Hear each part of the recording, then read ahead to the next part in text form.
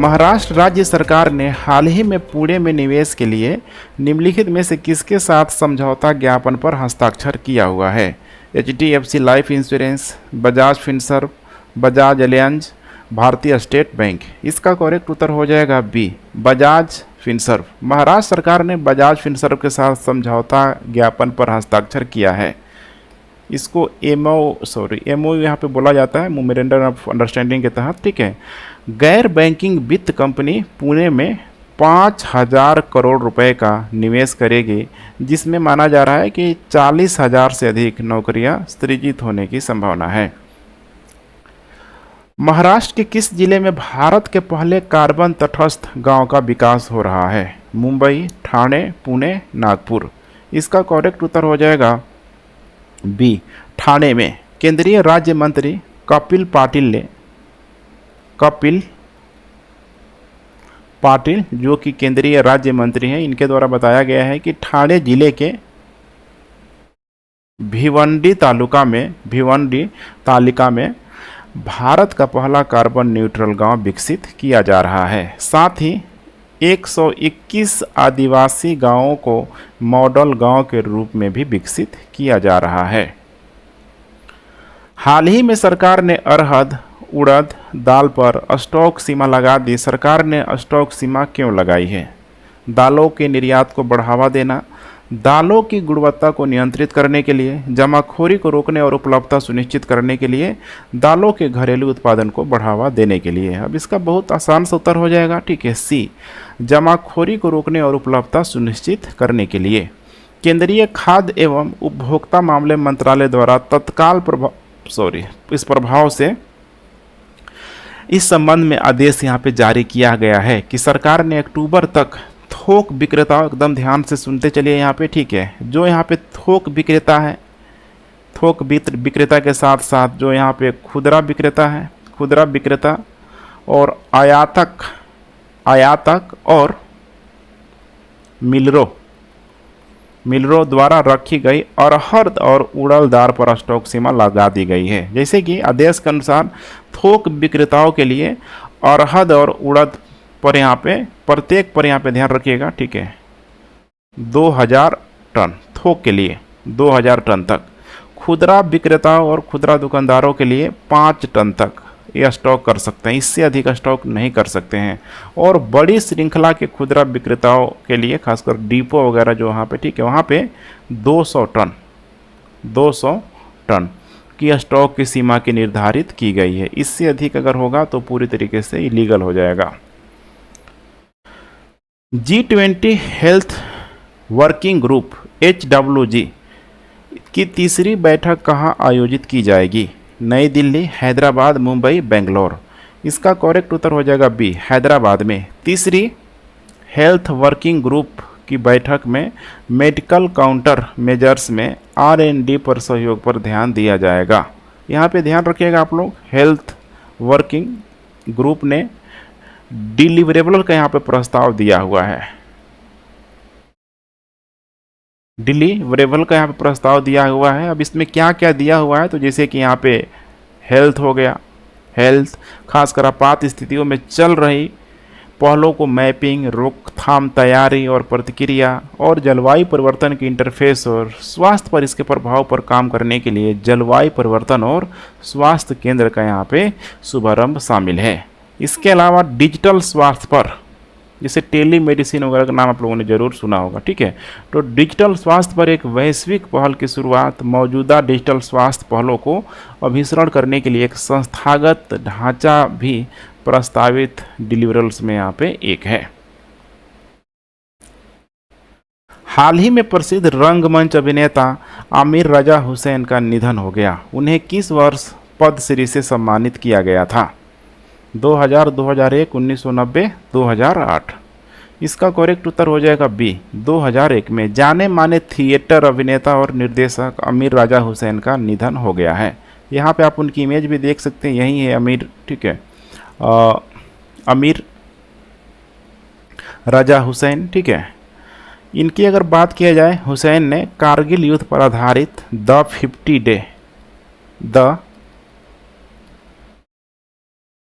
Day वार इसके साथ साथ द लेजेंड ऑफ राम,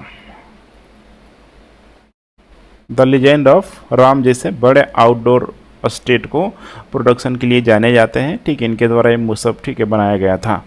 1974 में स्थापित स्टेज डोर थिएटर कंपनी के क्रिएटिव डायरेक्टर भी थे इन्होंने, जिसने 91 से अधिक प्रस्तुतियाँ और 1100 से अधिक प्रदर्शनों को प्रस्तुत किया। अमीर राजा हुसैन ने 2001 में थिएटर में उनके योगदान के लिए सरकार द्वारा पद्मश्री पुरस्कार से सम्मानित किया गया। इसके अलावा अमीर राजा हुसैन ने सुपरहिट फिल्म जैसे कि बाहुबली हो गया,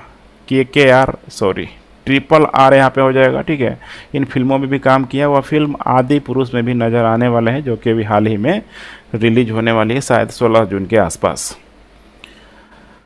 सुलोचना लाटकर, जिनका हाल ही में निधन हो गया, उनका पेशा क्या था? गायक थी, राजनीतिज्ञ, अभिनेत्री, खिलाड़ी। इसका करेक्ट उत्तर हो जाएगा यहाँ पे अभिनेत्री। यहाँ पे आप इस चेहरे से भली भांति परिचित भी होंगे, यही है यहाँ पे सुलोचना लाटकर, दिग्गज हिंदी और मराठी फिल्म अभिनेत्री सुलोचना लाटकर, जिन्होंने 1960 और 1970 के दशक में बॉलीवुड के आदर्श माँ के रूप में इनको पहचान हासिल की। इनका ठीक है लंबे बीमारी के बाद 94 साल की उम्र में इनकी ठीक है निधन हो गया है। उन्होंने 300 से अधिक मराठी और हिंदी फिल्मों में अभिनय किया, जो कि मामूली बात नहीं है। सोचिए 300 से अधिक, ठीक है।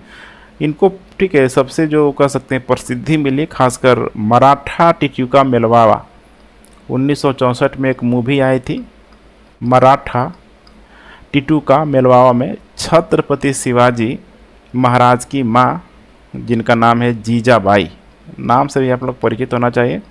छत्रपति शिवाजी महाराज की माँ जीजाबाई की भूमिका निभाने के लिए ठीक है काफ़ी इनको प्रसिद्धि मिली, आज भी इनको ठीक है याद किया जाता है। विश्व पर्यावरण दिवस 2023 की थीम क्या है? आई होप इसको पिछले बार मैंने कराया था आपको, ठीक है।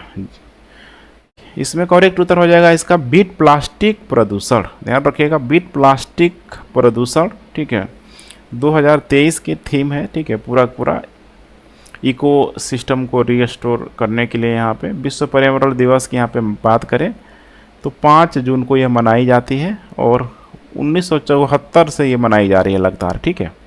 अभी इस बार का जो इसका जो मेज़बान जो देश है आइवरी कोस्ट, ठीक है। आपको पता है होना चाहिए कहाँ है ये देश, थोड़ा देख लीजिए। आइवरी कोस्ट यहाँ पे देख पा रहे हैं, बिल्कुल घाना के किनारे, लाइबेरिया के बीचों बीच, यही है आइवरी कोस्ट, ठीक है। आइवरी कोस्ट यहाँ पे, ठीक है। इसके पड़ोसी देश देख पा रहे, इधर लाइबेरिया है, इधर गिनिया है, उसके बाद माली, बुर्किना फासो, इधर हो जाएगा घाना। तो पड़ोसी देशों को ध्यान में जरूर रखिएगा। जो भी देश इस तरह से ठीक है चर्चा में रहता है तो वैसे प्रश्नों को भी बनने की संभावना होती ही होती है। कवच ट्रेन सुरक्षा प्रणाली के संदर्भ में निम्नलिखित में से कौन सा कथन गलत है? बहुत चर्चा में रहा है अभी, खासकर ठीक है जो उड़ीसा के बालासोर में जो खासकर ठीक है इतना बड़ा डिजास्टर हुआ है। कवच एक स्वचालित ट्रेन सुरक्षा ATP देख पा रहे हैं, ठीक है, ऑटोमेटिक ट्रेन प्रोजेक्शन होता है इसका मतलब, ATP का मतलब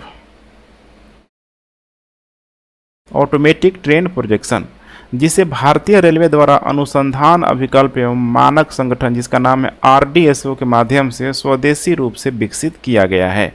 बिल्कुल ये करेक्ट स्टेटमेंट है, यहाँ पे ध्यान रखिएगा, ठीक है। 2012 में ठीक है कह सकते हैं कि शुरू हुआ। पहला जो इसका नाम था कोलिजन अवॉइडेंस, ठीक है, मतलब अवॉइडेंस यहाँ पे ठीक है सिस्टम था, लेकिन बाद में इसका नाम करके क्या रख दिया, कवच, ठीक है। पहले इसे train collision avoidance system TCAS देख पा रहे हैं, कोलिजियम, ठीक है, सॉरी कोलिजियम नहीं है यहाँ पे, कोलिजन, ठीक है। कोलिजन मतलब होता है ना यहाँ पे टकराना, कोलिजन, ठीक है। तो ये भी बिल्कुल सही है। कवच प्रणाली को शून्य दुर्घटनाओं को प्राप्त करने के लिए भारतीय रेलवे के लक्ष्य के हिस्से के रूप में विकसित किया गया है। ये भी बिल्कुल यहाँ पे सही है, ठीक है। अगर इसकी यहाँ पे बात किया जाए, देखिए स्वदेशी तकनीक से इसको बनाया गया है पूरा। लागत की इसकी बात किया जाए तो विश्व भर में सबसे सस्ता है यहाँ पे, जहाँ बाकी अन्य देशों में लगभग 1 किलोमीटर बनाने के लिए 2 करोड़ रुपए का खर्च आया है। वहीं भारत में देखा जाए तो मात्र यहाँ पे कितना आया है, यहाँ पे 50 लाख रुपए प्रति किलोमीटर। इसीलिए अभी जो बजट आया 2022-23 का, एकदम ध्यान से देखते चलिए, इस पर प्रश्न आने की संभावना है। यहाँ से 2022-23 के बजट में यहाँ पे 2000 किलोमीटर के लिए राशि आवंटन किया गया, 2000 किलोमीटर के लिए। अब सोच पा रहे हैं 2000, ठीक है, जबकि अभी तो इतना सारा, ठीक है, जो पूरा पूरा भारत में रेलवे का जाल बिछ गया है। तो अब सोच सकते हैं कि 2000 जो किलोमीटर जहाँ कवच लगाया जाएगा वे उन्हीं जगहों पे लगाया जाएगा जहाँ पे, ठीक है, इंडस्ट्रियल जो भी, ठीक है, कॉरिडोर है, अच्छी अच्छी ट्रेनें, ठीक है, जो चल रही है वहीं पे लगाया जाएगा। स्वाभाविक सी बात है।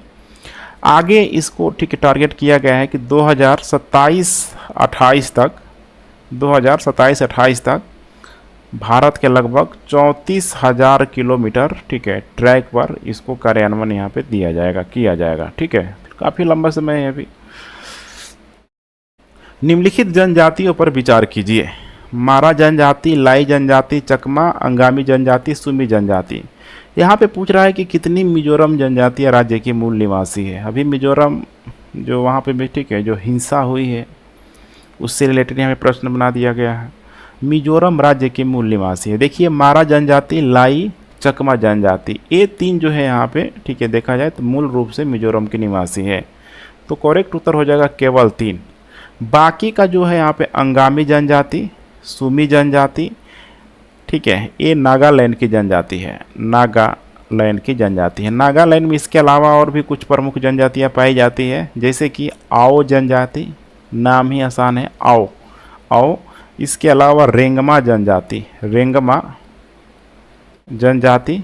इसके अलावा यहाँ पे हो जाएगा लोथा जनजाति, लोथा जनजाति। ठीक है, इसके अलावा मिजोरम की देखा जाए मारा, लाई, चकमा, 2 और इसमें जोड़ लीजिए आप लोग। ठीक है, मिजो तो आप लोगों परिचित होंगे इससे, मिजो, हमार, इसमें एक और जोड़ दीजिए, हमार नहीं होगा, ठीक है, हमारा हो जा रहा है। ठीक है, हमार जनजाति, एक और यहाँ पे हो जाएगा पावी जनजाति। ठीक है, तो 6 जो ट्राइब है मिजोरम में, एकदम आप लोग को ध्यान में रख के जाना है, प्रश्न आने की संभावना है। निम्नलिखित में से कौन से कारक एनीमिया के लिए जिम्मेदार है? आयरन की कमी, विटामिन की कमी, जीर्ण रोग, ल्यूकेमिया और माइक्रोफिब्रोसिस। देखा जाए, ठीक है, तो एनीमिया के लिए सबके सब जिम्मेदार कारक हैं, सभी 4 हैं। जैसे कि आयरन की कमी की बात कर ले तो यह विश्व भर में एनीमिया का सबसे सामान्य कारण माना जाता है, आयरन की कमी। ठीक है, दूसरा है यहाँ पे विटामिन की कमी। पर्याप्त तो मतलब देखा जाए स्वस्थ लाल रक्त कोशिकाओं के उत्पादन के लिए फोलेट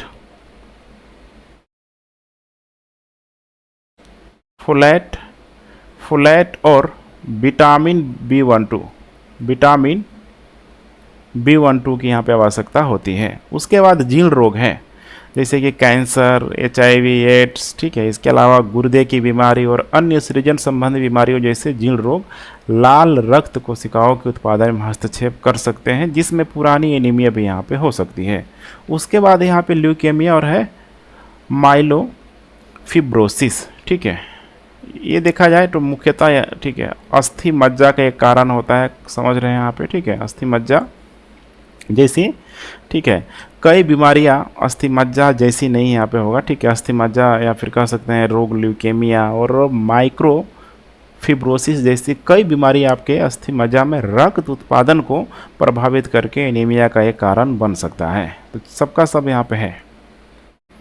हाल ही में फोकैल्ट पेंडुलम खबरों में था, निम्नलिखित में से किससे संबंधित है? यहाँ पे इमेज देख लीजिए, समझ में आ गया होगा आपको। फोकैट पेंडुलम बहुत इंपॉर्टेंट है अभी। ठीक है, स्टार मार्क करके चलेंगे। इसका करेक्ट उत्तर हो जाएगा पृथ्वी का परिभ्रमण। अभी भारत के नए संसद भवन की छत में, ध्यान रखिएगा, ठीक है, छत में एक फोकैल्ट पेंडुलम स्थापित किया गया। इसका ऊपर भी एकदम इसी टाइप की संरचना आपको देखने के लिए मिल जाएगी। ठीक है, जो कि वैज्ञानिक कलात्मकता का एक उत्कृष्ट उदाहरण है। पेंडुलम में देखेंगे इस टाइप का, ठीक है, जो ऊपर से लटका होगा, एक भारी यहाँ पे बॉब होता है जो छत में एक निश्चित बिंदु से लंबे मजबूत तार के अंत में निलंबित होता है। जैसे ही पेंडुलम घूमेगा तो पेंडुलम और घूमती हुई पृथ्वी के बीच जो सापेक्ष गति के कारण पेंडुलम समय के साथ धीरे धीरे अपने अभिविन्यास बदलता हुआ प्रतीत होगा। फोकाइट पेंडुलम पृथ्वी के घूर्णन को प्रदर्शित करने के लिए प्रयोग के रूप में कल्पना की गई एक साधारण यंत्र है। इसका नाम फ्रांसीसी भौतिकी विज्ञानी, ठीक है, जो वैज्ञानिक है, लियोन फेकोल्ट के नाम पे, लियोन फेकोल्ट के नाम पर रखा गया, जो फ्रांसीसी है यहाँ पे, ठीक है, जिन्होंने पहली बार 1851 में इसका प्रयोग किया हुआ था। निम्नलिखित में से कौन बाल्कन क्षेत्र का हिस्सा नहीं है? Bosnia, Slovenia, Ukraine, Serbia. तो देख पा रहे हैं यहाँ पे बाल्कन क्षेत्र का हिस्सा क्या कर रहा है, नहीं है, तो बिल्कुल अलग है यहाँ पे यूक्रेन, ठीक है, ब्लैक सी के ऊपर आपको दिखाई देगा। तो यहाँ पे आप देख पा रहे हैं बाल्कन सी, यहाँ पे थोड़ा ध्यान से देखने के चलिए। यूरोप को देखा जाए तो लगभग 3 प्रायद्वीप देखने के लिए मिल जाएंगे।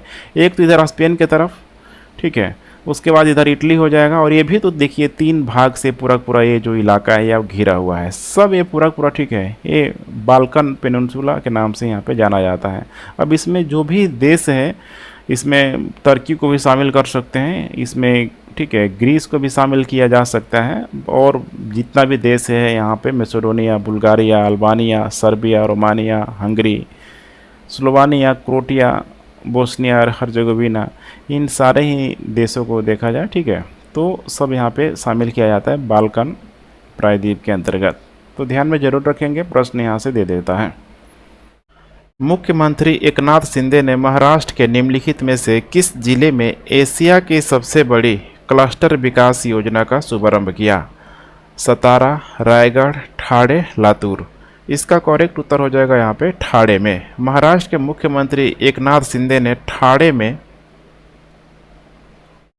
एशिया की सबसे बड़ी महत्वाकांक्षी और ऐतिहासिक क्लस्टर विकास योजना की शुरू की है। पुनर्विकास टाउनशिप योजना में अच्छी तरीके से देखा जाए यहाँ पे, तो जो भी यहाँ पे सुसज्जित यहाँ पे शहर हो गया, शैक्षणिक व्यवस्था की चाहे हम लोग बात कर ले, खेल हो गया, इसके अलावा मनोरंजन, पार्किंग, नागरिक सुविधाएं, सब इसमें शामिल किया गया है। इसको यहाँ पे डेवलप किया जा रहा है सिडको के द्वारा, सिडको के द्वारा। इसका मतलब होता है city and industrial development corporation के द्वारा इसका यहाँ पे पूरा इस परियोजना को इम्प्लीमेंटेशन किया जाएगा। इस परियोजना के तहत टाउनशिप के तर्ज पर एकीकृत पुनर्विकास परियोजना की जाएगी और रहने वालों को यहाँ पे 323 वर्ग फुट का मालिकाना हक का घर भी मिलेगा। निम्नलिखित में से किस गोल्फ खिलाड़ी ने जून 2023 में मेमोरियल टूर्नामेंट जीता? शिबू किम, विक्टर होलैंड, साहिल थिंगला, हिदेकी मात्सुयामा। इसका करेक्ट उत्तर हो जाएगा बी, विक्टर होलैंड के द्वारा। विक्टर होलैंड ने डैनी मैकार्थी के साथ प्लेऑफ में 20 मिलियन अमेरिकी डॉलर का पुरस्कार यहाँ पे जीता हुआ है। इसका आयोजन यहाँ पे किया गया था मुडरफील्ड विलेज में, मुडरफील्ड विलेज में इसका आयोजन किया गया था। यह कहाँ है तो ध्यान रखिएगा, मध्य संयुक्त राज्य अमेरिका में एक गोल्फ पूरा ठीक है कम्युनिटी है, एक समुदाय है, वहीं पे इसका आयोजन किया गया था। निम्नलिखित में से कौन सा देश भारत के साथ अभ्यास एकता के 6ठे संस्करण में भाग लेगा? Sri Lanka, Maldives, Thailand, Singapore. इसका करेक्ट उत्तर हो जाएगा यहाँ पे मालदीव। भारतीय नौसेना के गोताखोर और समुद्री कमांडो ने 4 जून से 3 जुलाई तक मालदीव राष्ट्रीय रक्षा बल के साथ अभ्यास एकता के 6ठे संस्करण के लिए यहाँ पे ठीक है पूरी तरीके से मालदीव तैयार है। डाइविंग और स्पेशल ऑपरेशन में समझ सकते हैं इंटर ऑपरेबिलिटी को यहाँ के बढ़ाने के लिए दोनों सेनाओं के बीच वार्षिक अभ्यास आयोजित किया जाता है। फ्लैंडर्स कप 2023 एथलेटिक्स में शीर्ष भारतीय धावक अमलान बोर्गोहेन ने कितने स्वर्ण पदक जीते? 2, 3, 4, 5। इसका करेक्ट उत्तर हो जाएगा यहाँ पे 2। शीर्ष भारतीय स्प्रिंटर अमलान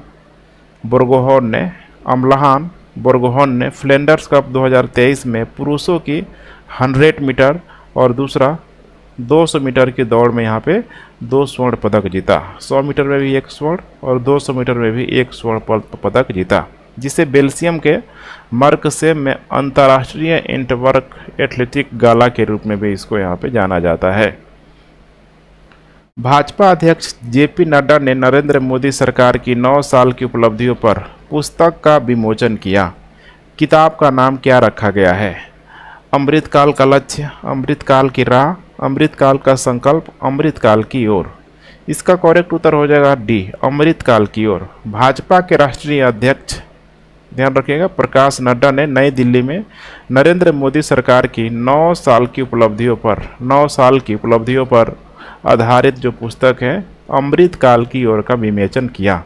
इस अवसर पर श्री नड्डा ने कहा कि मोदी सरकार के 9 वर्षों ने देश को बदल दिया है। उन्होंने कहा कि 2014 से या फिर 2014 के बाद से बड़ा अंतर आया है जब प्रधानमंत्री नरेंद्र मोदी ने पद संभाला था। नौसेना ने पानी के भीतर लक्ष्य को नष्ट करने के लिए made in India heavyweight torpedo का सफल परीक्षण किया। टॉर्पीडो का नाम क्या है? सी स्कीमिंग, सी राफेल, सी लायन, सी साइक्लोन। इसका करेक्ट उत्तर हो जाएगा ए, सी स्कीमिंग। भारतीय नौसेना ने made in India heavyweight torpedo का उपयोग करके पानी के नीचे के लक्ष्य को नष्ट करने का सफल परीक्षण किया। इसको स्वदेशी रूप से, जैसे मेड इन इंडिया लगा हुआ है तो यहाँ पे पूरी तरीके से इसको स्वदेशी रूप से विकसित किया गया है। हैवी वेट टॉर्पीडो द्वारा पानी के नीचे के लक्ष्यों को सफलतापूर्वक निशाना बनाना एक महत्वपूर्ण उपलब्धि थी। सी स्कीमिंग के नाम से मशहूर इस मिसाइल के ने नीचे से समुद्र में तैर रहे लक्ष्य को भेदा। भारतीय नौसेना के मुताबिक यह मिसाइल अपने लक्ष्य को 300 किलोमीटर की दूरी तक भेजने में सक्षम है।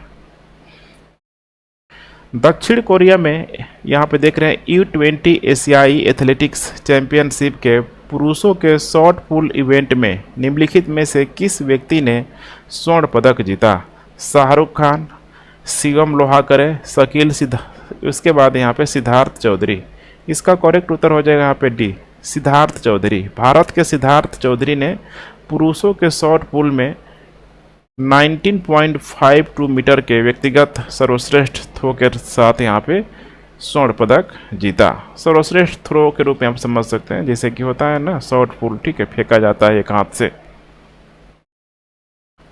निम्नलिखित में से किस व्यक्ति ने सुहल जर्मनी में चल रहे 2023 ISSF, यहाँ पे आपको ध्यान रखना है ISSF का मतलब होता है इंटरनेशनल शूटिंग स्पोर्ट फेडरेशन, विश्व कप जूनियर में पुरुषों के 10 मीटर एयर राइफल में स्वर्ण पदक जीता? धनुष श्रीकांत, हरमेहर लैली, प्रथम भड़ाना, अभिनव शाह। इसका करेक्ट उत्तर हो जाएगा यहाँ पे ए, धनुष श्रीकांत के द्वारा। धनुष श्रीकांत ने सुहल, जो कि जर्मनी में चल रहे अंतर्राष्ट्रीय निशानेबाजी खेल महासंघ विश्व कप जूनियर के तीसरे दिन पुरुषों की 10 मीटर एयर राइफल, ठीक है, में मतलब कह सकते हैं कि भारत को इस प्रतियोगिता में गोल्ड दिलाया। स्वीडिश दिग्गज ज़लाटन इब्राहिमोविच ने 41 साल की उम्र में सेवानिवृत्ति की घोषणा की। वह किस खेल से संबंधित है? देख पा रहे हैं यहाँ पे स्वीडिश दिग्गज Zlatan Ibrahimovic, cricket, hockey, football, badminton. इसका करेक्ट उत्तर हो जाएगा सी, इसका ठीक है संबंध, ठीक है, इनका संबंध फुटबॉल से है। वह 121 अंतर्राष्ट्रीय मैचों में 62 गोल के साथ स्वीडन के सर्वकालिक प्रमुख गोल स्कोरर के रूप में यहाँ पे सेवानिवृत्त हुए हैं। उन्होंने, ध्यान रखिएगा, यूरो 2016 के बाद से अंतर्राष्ट्रीय फुटबॉल से संन्यास ले लिया, लेकिन 2021 में स्वीडन में असफल विश्व कप क्वालिफाइंग अभियान के लिए वापसी भी की थी। निम्नलिखित में से किस संगठन ने अंतर्दृष्टि डैशबोर्ड लॉन्च किया है? भारतीय reserve bank, NABARD, bank of Maharashtra, HDFC। इसका करेक्ट उत्तर हो जाएगा ए, भारतीय रिजर्व बैंक। वर्तमान में RBI में आंतरिक उपयोग के लिए, ध्यान रखिएगा, बहुहितधारकों दृष्टिकोण के माध्यम से अधिक वित्तीय समावेशन की सुविधा यहाँ पे प्रदान करेगा। फाइनेंशियल इंक्लूजन की यहाँ पे फैसिलिटी प्रदान करेगा, वित्तीय समावेशन। रिजर्व बैंक कई नीतिगत पहलों को लागू करके वित्तीय समावेशन का समर्थन करता है और अंतर्दृष्टि की शुरुआत इस दिशा में एक और यहाँ पे कदम है। अब आपको ध्यान रखना है कि इस वित्तीय समावेशन की सीमा को मापने के लिए आरबीआई ने 2021 में वित्तीय समावेशन सूचकांक का निर्माण किया हुआ था। अब इसमें बेसिकली यहाँ पे 3 व्यापक जो पैरामीटर था, इसके तहत 3 पैरामीटर था, इसे एग्जाम में पूछा जा सकता है। 3 पैरामीटर, जैसे कि नंबर 1 हम लोग बात करते हैं यहाँ पे एक्सेस की, एक्सेस, ठीक है, इसका वेटेज 35% यहाँ पे दिया गया था। उसके बाद यहाँ पे यूज हो जाएगा, यूजेबिलिटी का दिया गया था 45%। उसके साथ साथ यहाँ पे हो जाएगा गुणवत्ता का, ठीक है, गुणवत्ता का यहाँ पे इसका दिया गया यहाँ था 20%, ठीक है। तो फाइनेंशियल इंक्लूजन को नापने के लिए, यहाँ पे मापने के लिए 2021 में आरबीआई के द्वारा 3 पैरामीटर दिया गया था। इसी के आधार पे फाइनेंशियल इंक्लूजन का यहाँ पे पूरा इंडेक्स तैयार किया जाता है। न्यास विकास पोर्टल मुख्य रूप से किस उद्देश्य के लिए बनाया गया था? ऑनलाइन शिक्षा सेवा प्रदान करने के लिए। ध्यान रखिएगा, न्यास विकास पोर्टल, ये यहाँ पे गलत है। केंद्र प्रायोजित योजना के कार्यान्वयन की निगरानी करने के लिए, ये बिल्कुल करेक्ट उत्तर है, बी है यहाँ पे, ठीक है। तो इसका करेक्ट उत्तर हो जाएगा बी। न्याय विकास पोर्टल में प्रवेश करने के 4 कुशल तरीकों की अनुमति देता है, 4 कुशल तरीकों की अनुमति देता है, जिससे कि हितधारकों को यहाँ पे, चाहे वो फंडिंग हो जाए, फंडिंग की बात कर लें फिर, ठीक है, फंडिंग के साथ साथ प्रलेखन के साथ साथ परियोजना निगरानी, ठीक है, अनुमोदन, ऐसे यहाँ पे आप देख पा रहे हैं, ठीक है। 4 कुशल तरीकों की इस प्रकार से अनुमति देता है, ठीक है। और इससे संबंधित जो जानकारी है निर्बाध पहुंच के साथ, ताकि यहाँ पे सशक्त बनाया जा सके। न्यास विकास के बारे में अगर हम लोग यहाँ पे बात करें तो ध्यान रखिएगा, न्याय विभाग के द्वारा 1993-94 से जिलों और अधीनस्थ न्यायपालिका के लिए बुनियादी सुविधाओं के विकास के लिए केंद्र प्रायोजित योजना को लागू कर रहा है। दिल्ली घोषणा के संदर्भ में निम्नलिखित में से कौन सा एक कथन सही है? दिल्ली घोषणा यहाँ पे, ठीक है, वो हिस्ट्री का नहीं है, करेंट का है। यहाँ पे थोड़ा ध्यान से देखने की कोशिश कीजिए। साइबर स्पेस में साइबर घटनाओं को रोकने, कम करने और जांच करने के लिए G20 राष्ट्रों के लिए साइबर शांति और सहयोग को बढ़ावा देने का प्रस्ताव है। बिल्कुल पहला ही स्टेटमेंट में यहाँ पे क्या है, करेक्ट है। साइबर स्पेस में साइबर घटनाओं को रोकने, कम करने, जांच करने के लिए साइबर शांति और सहयोग को बढ़ावा देने के लिए G20 देशों के लिए है।